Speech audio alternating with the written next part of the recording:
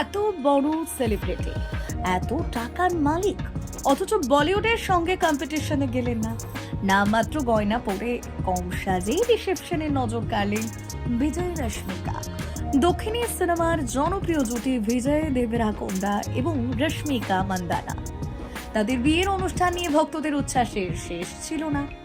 বিয়ের দিন দুজনকেই দেখা গিয়েছিল বেশ জমকালো সাজে। গয়না ও ঐতিহ্যবাহী পোশাকে কপাল থেকে পা পর্যন্ত সেজেছিলেন তারা।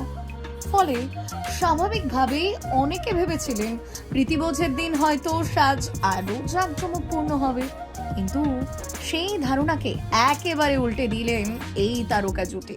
হায়দ্রাবাদে আয়োজিত রিসেপশনে দুজনেই হাজির হলেন একেবারে সাদামাটা কিন্তু রুচিশীল সাজে। বিজয় পরেছিলেন দক্ষিণ ভারতের ঢঙের ছোট ঝুলের কুর্তা এবং মুন্ডু বা ভেস্তি, যা ধুতির মতো করেই পরা হয়। দুধ সাদা সিল্কের কাপড়ে কেবল রুপুলি জোরের পার ছিল।